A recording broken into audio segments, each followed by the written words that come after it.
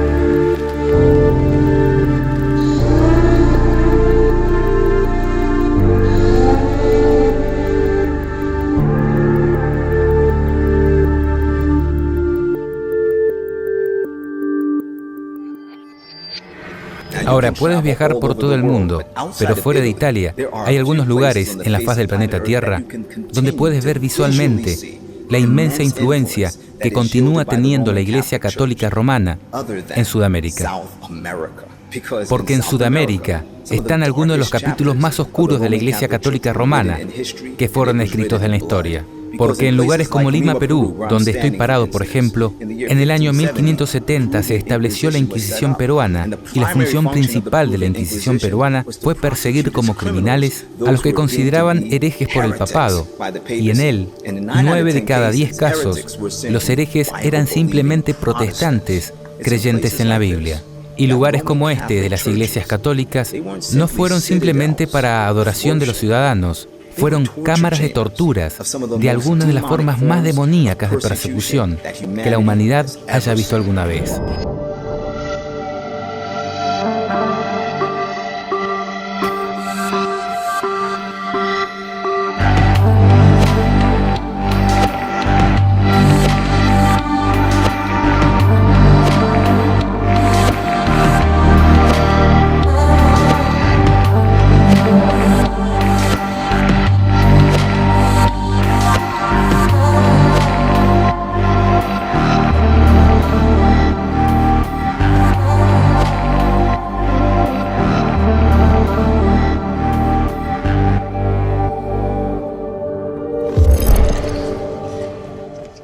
América del Sur tiene una historia muy rica e intensa sobre la Iglesia Católica Romana. ¿Qué dirías de tu época? Acá es realmente único todo esto. Habiendo sido criado aquí, he visto la influencia española y habiendo estado en España, he visto muchas de las cosas que España trajo de Sudamérica y lo importó a España. Me ayudó con conectar y el vínculo y ver el vínculo ahí. He visto la influencia que ha tenido España, especialmente en Lima, Perú, también en Medellín. También he llevado a las visitas a la Catedral de San Francisco, ahí en Lima, donde están las catacumbas y muchos calabozos. Dicen que supuestamente es el cementerio de los santos, pero ¿por qué está lleno de tantos calabozos donde hay cientos y cientos de huesos? Uno no entierra a los santos uno encima del otro y tira los cuerpos encima a cada uno del otro así.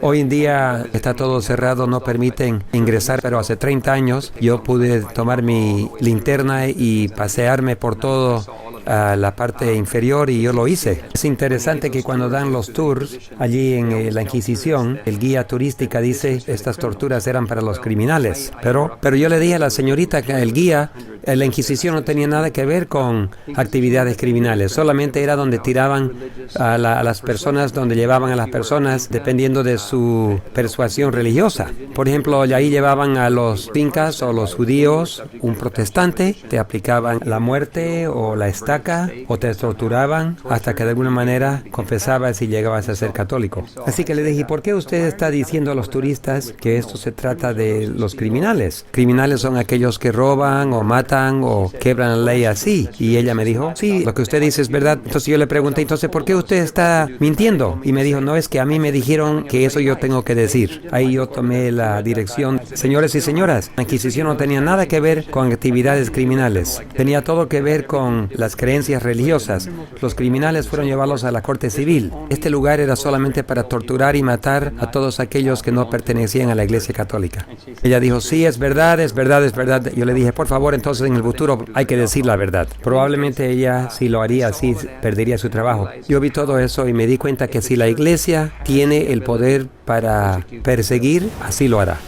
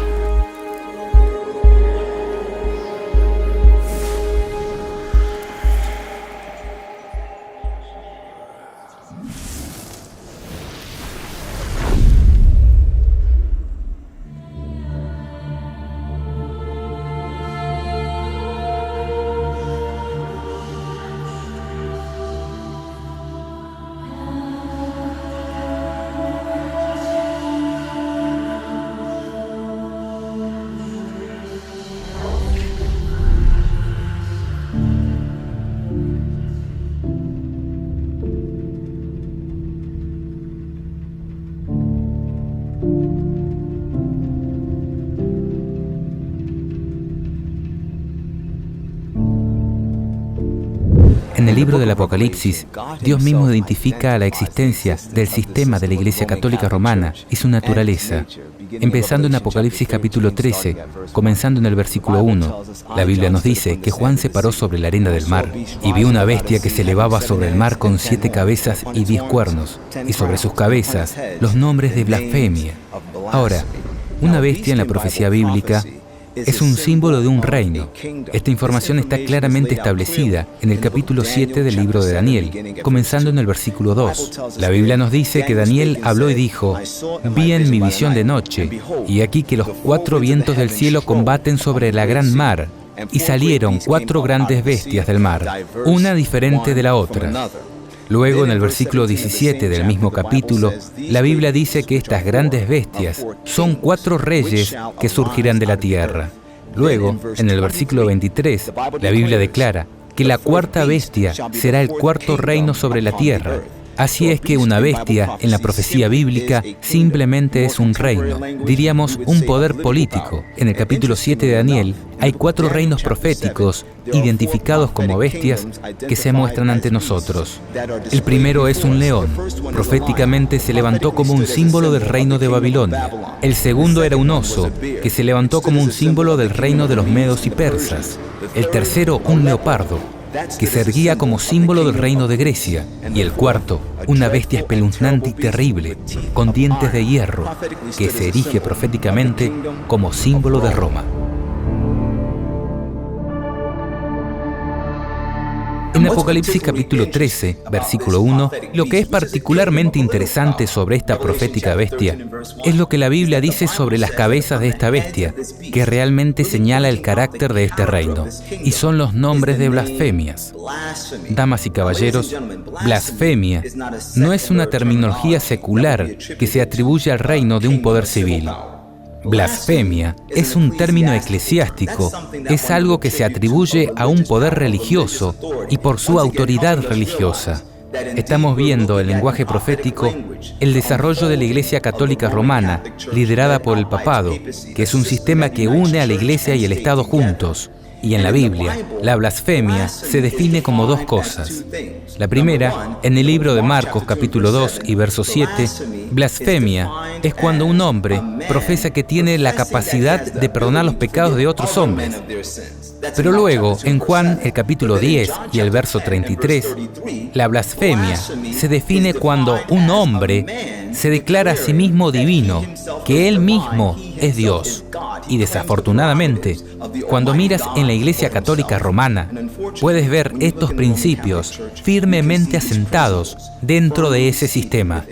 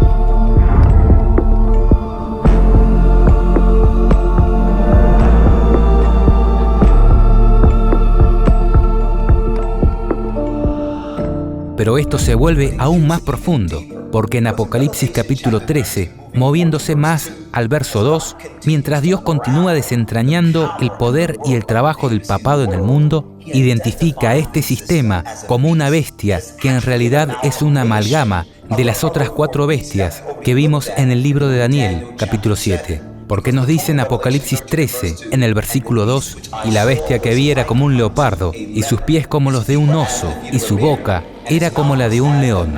En este resumen, nos muestra que esta bestia es la amalgama de todos esos otros sistemas históricos y nos deja saber que la Iglesia Católica Romana ha fundido en sí mismo los rasgos característicos de los reinos anteriores, identificados como bestias en Daniel capítulo 7. Cuando la palabra de Dios identifica al papado, dice que se parece principalmente a un leopardo, lo que significa que refleja principalmente los rasgos característicos de Grecia. Y en el libro de Hechos, capítulo 17 y verso 21, allí nos cuentan que todos los atenienses y otros pueblos que estuvieron allí pasaron su tiempo en nada más que contar o escuchar algo nuevo. Los griegos eran conocidos mundialmente por la filosofía, y es interesante notar que los teólogos principales, que fueron los responsables de construir ese sistema de creencias teológicas de la Iglesia Católica Romana, eran estudiantes de Aristóteles y Platón. Estamos hablando sobre Tomás de Aquino y el obispo de Hipona. Y es que la Biblia dice algo más acerca del leopardo, que es fundamental para nuestra comprensión de la naturaleza del papado, porque en el libro de Jeremías, capítulo 13 y versículo 23, la Biblia dice: ¿puede un etíope cambiar su piel o un leopardo sus manchas? ¿Puede aprender a hacer el bien alguien que está acostumbrado a hacer el mal? Es tan imposible para un ser humano cambiar su naturaleza como para un etíope cambiar su pigmentación. Simplemente va a suceder de la misma manera, como es imposible para un leopardo cambiar su pelaje con manchas. Y Dios dice que el papado, principalmente proféticamente, es como un leopardo. Lo que Dios simplemente intenta decirnos es que Roma nunca cambiará. Pero es cierto, es verdad que Roma nunca cambia, porque en los últimos años ha habido una multitud de políticas lanzadas por el papado concernientes a sus posiciones religiosas, que daría la apariencia de que Roma ha cambiado, o al menos eso parece. En el año 1530, Philip Melanchthon, uno de los campeones más destacados de la Reforma Protestante, fue responsable de escribir un documento que más tarde se conocería como la Confesión de Augsburgo. En esta confesión histórica se destacan las dos posiciones prominentes de los protestantes que enojaron tanto al Papa y a todos los papistas, que no solo denunciaron verbalmente a los protestantes como herejes, sino que literalmente querían librar una guerra contra su existencia. Aquí lo que Melanchthon tuvo que decir a los adversarios, lo que significa que el papado condenó la doctrina enseñada en los artículos 4, 5, 6 y 20 de nuestra confesión, acerca de que los creyentes obtienen la remisión de sus pecados por medio de Cristo, solo por la fe, sin ningún mérito de ellos. E insolentemente rechazan estos dos principios, que negamos que el hombre pueda obtener la remisión de sus pecados por su propio mérito y que enseñamos y confesamos que nadie se reconcilia con Dios ni obtiene la remisión de sus pecados, sino solo por fe en Cristo. Fue a través de la enseñanza de estos dos principios que se encendió la furia del papado hacia todo el protestantismo, porque a través de estas doctrinas, el mismo núcleo de la autoridad de la Iglesia Católica Romana fue desafiado.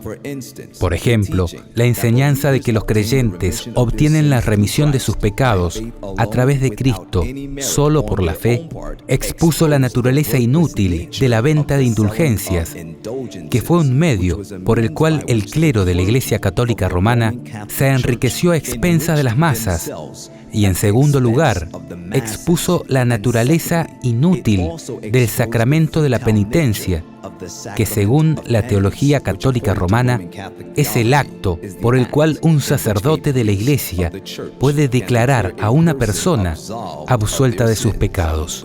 Pero incluso después de que el sacerdote diga que el pecador arrepentido es perdonado, según la Enciclopedia Católica, aún queda una deuda con la justicia divina que debe ser cancelada. Y por lo tanto, el confesor, que es el sacerdote, instruirá a los pecadores a realizar algún tipo de penitencia, que normalmente consiste en decir ciertas oraciones o realizar ciertas acciones, como visitar iglesias, tocar los puntos de una cruz, hacer cultos o ayunar, entre otras prácticas de penitencia. Las obras prescriptas dependerán de la naturaleza del pecado, y la calidad y el alcance de la penitencia también está determinada por el sacerdote.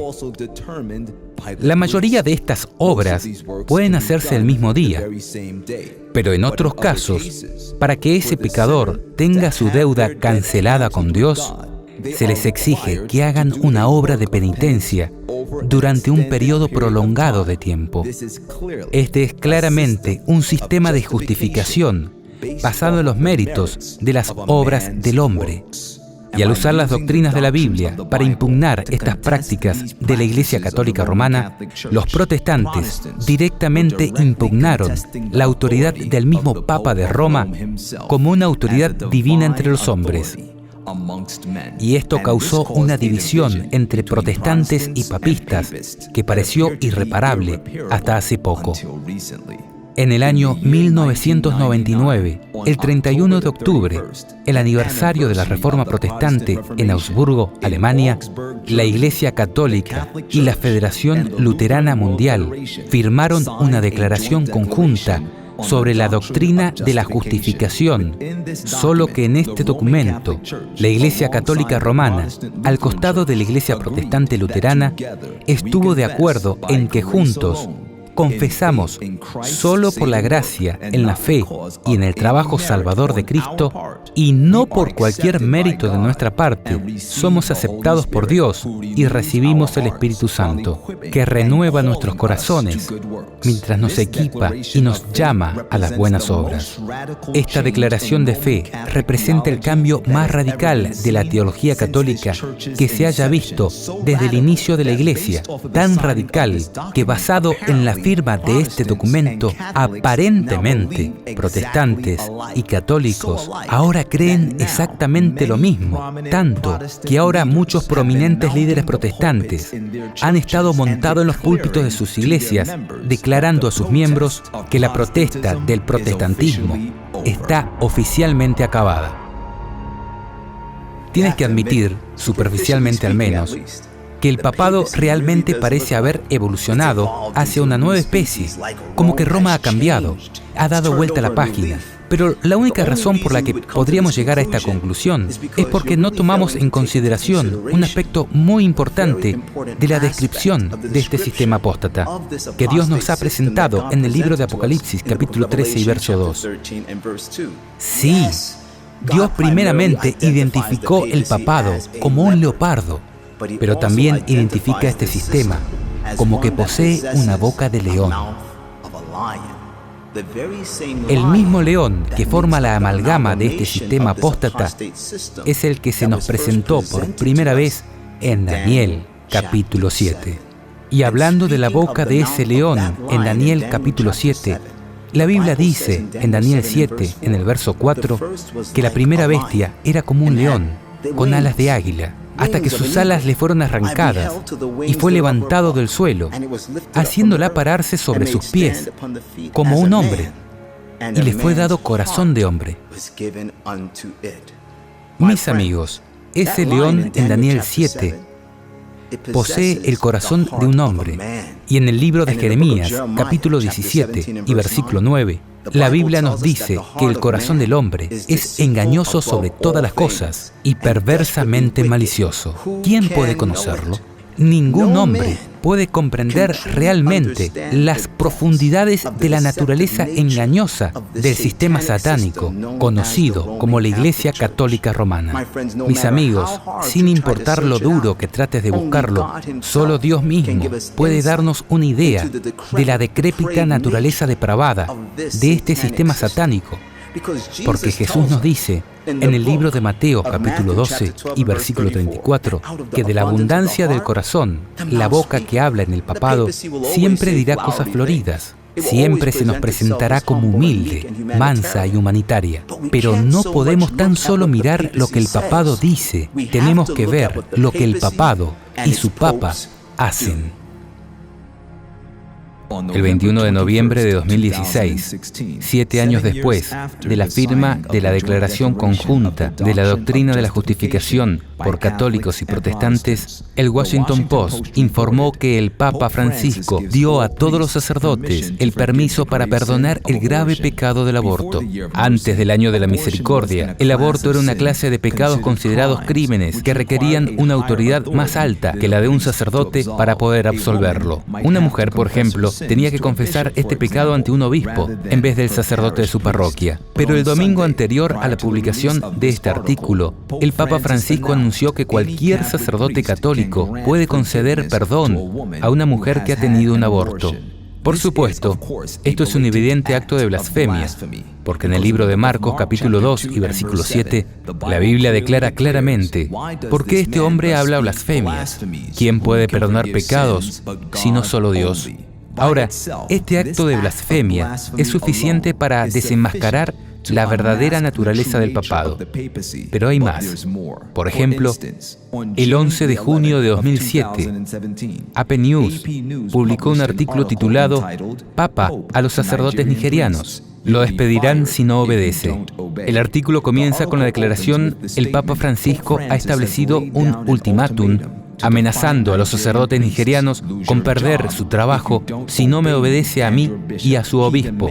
Él exigió que cada sacerdote de la diócesis le escriba pidiendo perdón y manifieste claramente su total obediencia al Papa. También debe aceptar al obispo elegido por Roma. Si en un mes cada sacerdote no lo hace, se lo suspenderá de manera efectiva en la celebración de los sacramentos y perderá su cargo actual.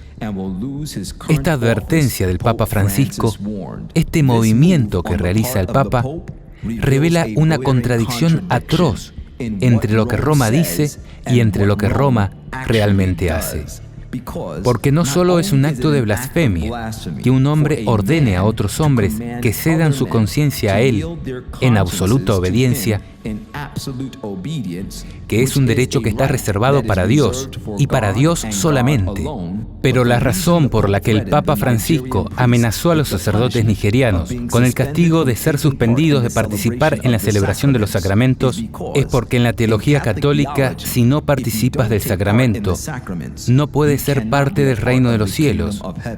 lo que expone el hecho de que aunque la Iglesia Católica firmó una confesión conjunta con los protestantes en 1999, confesando que creen que la salvación es por la fe en Cristo y solamente por la fe en Cristo, en la práctica demuestran que todavía se aferran a la falsedad de que la salvación de Dios se basa en ser aceptado por la llamada Santa Iglesia Romana y por el mismo Papa de Roma.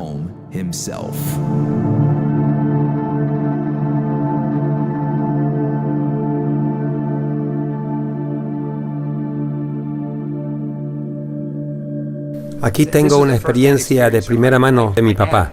Mi papá estaba terminando el seminario en la ciudad de Washington, D.C., en Tacoma Park. La Universidad de Andrews era Emmanuel Missionary College. Estaba por terminar el seminario, estaba parado ahí al lado de la calle y vino un señor que era inspector del gobierno y dijo: yo acabo de llegar de la Basílica del Santuario Sagrado, el Nacional, la Iglesia Católica ahí en Washington, D.C., y no sé qué decir, le dijo. Tengo que contarle a alguien lo que acabo de ver.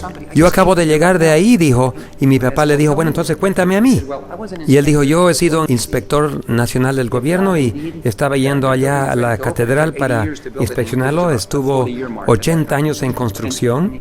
Ya habían construido por 40 años y tenía que asegurarme que estaba en tal manera que era seguro para que el público pudiese entrar allí. Así que estaba inspeccionándolo y vi un portón grande allí. Entonces le preguntó al sacerdote, le dijo: ¿Y esas puertas a dónde llegan? Él dijo: bueno, eso es el sótano. Entonces yo quiero ir ahí, dijo el inspector. Y habían dos portones grandes allí que cerraban y él dijo: yo quiero entrar, no permitimos a nadie que baje abajo. No, si yo como inspector tengo que verlo y tienes que mostrarme eso. Al llegar abajo, vieron que habían unas dos puertas rojas grandes, altísimas. ¿Qué hay atrás de esas puertas? Y él no quería abrir, entonces le dijo: no, pero si usted no abre, yo no voy a firmar ningún documento. Por fin abrió las puertas y adentro encontró 3 pisos de celdas, como una prisión inmensa. Y el inspector quedó atónito, dijo: ¿y por qué una catedral tiene celdas de prisión acá abajo?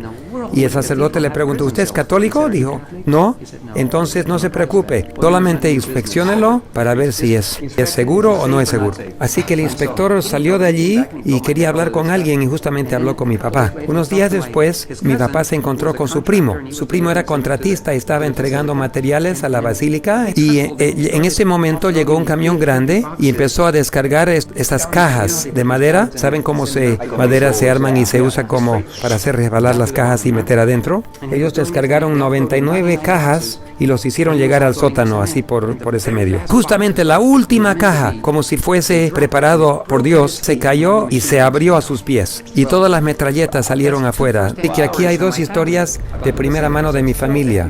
Allí tienen prisiones y tienen metralletas guardadas allá abajo. Habiendo escuchado estas historias de mi padre, cuando yo me gradué de la secundaria en Collegedale Academy, la academia de Collegedale, decidimos hacer un viaje a Washington, D.C. como el de promoción. En ese momento yo no había pensado en nada que ver con esa catedral, pero una vez que llegamos, fuimos a muchos museos, hay muchas cosas en Washington para ver, pero una noche nos quedamos en el hotel y allí vimos una película que se llama Los hombres del presidente, que es la historia de Richard Nixon, el escándalo de Watergate. Y hay muchas personas investigando y que eso me dio una idea. Le dije: jóvenes, mañana vamos a visitar a la catedral, a The National Shrine, y a ver, después de haber visto esta película, le pregunté: ¿quieren investigar? Esto fue hace 40 años. La verdad es que era 19 años anteriormente que mi padre habló con el inspector. Dijeron: sí, queremos investigar. Que ingresamos en el tour oficial. La monja estaba mostrando aquí, mostrando allá. Aquí es el cuarto de oración y estaba mostrando esto y mostrando muchas cosas. Nosotros nos quedamos atrás esperando el momento cuando podríamos desaparecer y irnos en forma independiente. Ella tenía ojos de águila y siempre estaba diciendo: jóvenes, no se alejen, vénganse por acá. Y que yo dije: tenemos que hacer algo más agresivo.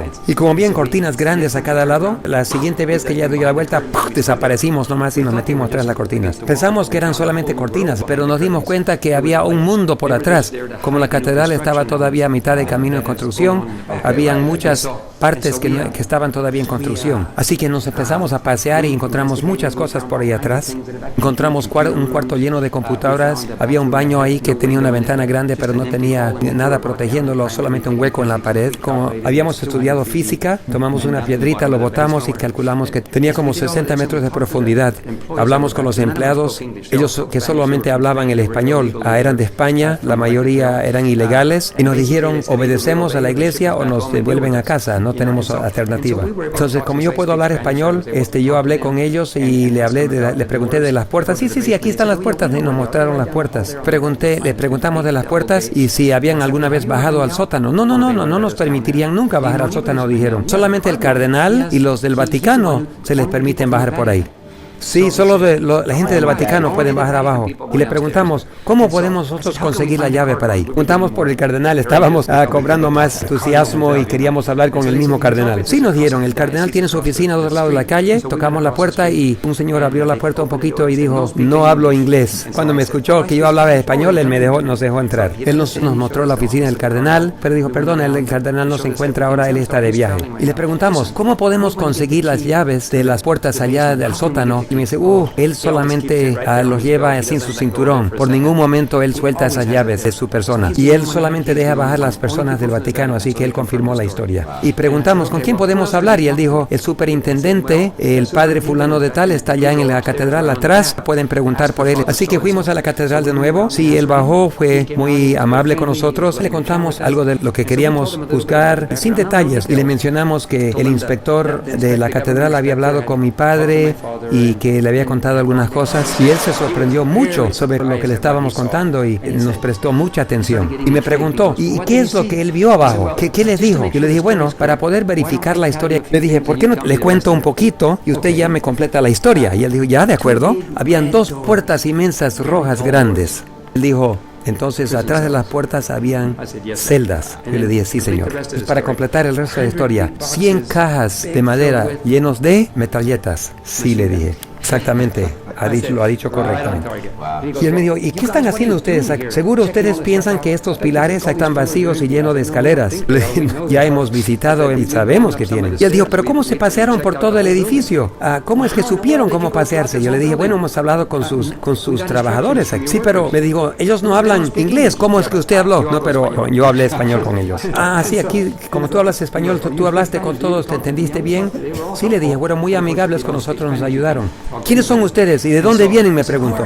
Disculpas, tenemos que volver a nuestro autobús. Todo esto fue solamente estupideces de quinceañeros, supongo, pero confirmó que todo lo que mi padre me había dicho, porque el padre me ayudó a completar todo y me dijo correctamente lo que mi padre también me había dicho. Pero la gran pregunta es, ¿qué haría una catedral nueva, moderna, construyendo celdas? ¿Y por qué van a tener metralletas? Yo pensé que las iglesias se tratan de Dios, pero la Biblia nos dice en Apocalipsis y todas estas cosas que pasaron anteriormente serán repetidas de nuevo. Y los detalles son confirmados por el conflicto de los siglos, que dentro de estos edificios inmensos se está haciendo planes para repetir de nuevo las persecuciones de las edades medias. Así que tienes la creencia de que Roma, digo Roma refiriéndome al sistema, no a las personas en sí, sino a la Iglesia Católica Romana, ¿es la misma entidad que era en la Edad Oscura? Yo definitivamente creo lo que dicen cuando dicen Roma nunca cambia. Que cuando ellos dicen eso, yo he confirmado que sí, ellos no cambian.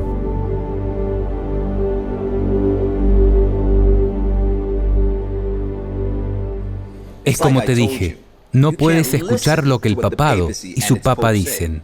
Debes observar, y observar de muy cerca, lo que el papado y el papa hacen, porque Dios ya nos advirtió que el papado hablaría de paz, pero realmente significaría destrucción. Porque en el libro de Daniel, capítulo 8 y versículo 25, las Escrituras declaran, concerniente al poder papal, y a través de sus políticas causará grandes ruinas, lo que significa que el engaño prosperará en su mano y se engrandecerá en su corazón, y hablando de paz, destruirá a muchos. Este sistema, según la palabra de Dios, desarrollará una multitud de políticas que volverán al mundo muy confortable con su existencia. Políticas que harán que los políticos del mundo se postren ante él. a los pies del Papa de Roma. Políticas que harán que los protestantes de nuestro mundo digan, ¿saben qué? La protesta se acabó. Necesitamos unirnos en unión ecuménica. Porque el papado con la Iglesia Católica Romana están cambiando. Pero se están riendo de ti. Se están riendo de todos nosotros. Porque mientras se humillan a sí mismos, tratando de obtener tu lealtad, están buscando engrandecerse en su corazón. Porque mientras los políticos y los protestantes de nuestro mundo intentan unirse una vez más con el papado, ellos están buscando ganar el poder y la autoridad que una vez tuvieron en su posesión durante la Edad Oscura para poder ascender a la cima del mundo. Y a través de todos sus mensajes de paz, serán destruidos miles y millones de nuestro mundo, porque en vez de estar escondidos en Jesucristo en estos últimos días, caerán en los últimos grandes engaños de Satanás. Mis amigos, la única esperanza es creer en la palabra de Dios, sin importar lo que digan los hombres. No importa lo que los hombres puedan hacer. Debemos creer en la palabra de Dios, porque la palabra de Dios es la sustancia de las cosas que se esperan. Es la palabra más segura de la profecía, a la cual hacemos bien en prestar atención, como a una luz que brilla en un lugar oscuro. Dios intenta reconstruirnos. ¿Pero qué está sucediendo dentro de los oscuros rincones del Vaticano? Porque Roma tiene muchas caras, pero el Dios del cielo nunca cambia. Y Jesús dice en el libro de Apocalipsis, capítulo 3, versículo 10, «Porque has guardado la palabra de mi paciencia, yo también te guardaré de la hora de la prueba que vendrá sobre todo el mundo para probar a todos los que moran sobre la faz de la tierra». Mi esperanza para ti, mi oración por ti, es que mires la palabra de Dios como tu fortaleza ahora mismo, que te enseñe su voluntad en este momento y que te dé poder para estar de pie en la hora de la prueba que está justo delante de nosotros. Porque solo aquellos que estén parados sobre la verdad pasarán la tormenta. Como siempre, este es el precursor. Y te gusta o no, la verdad es la verdad.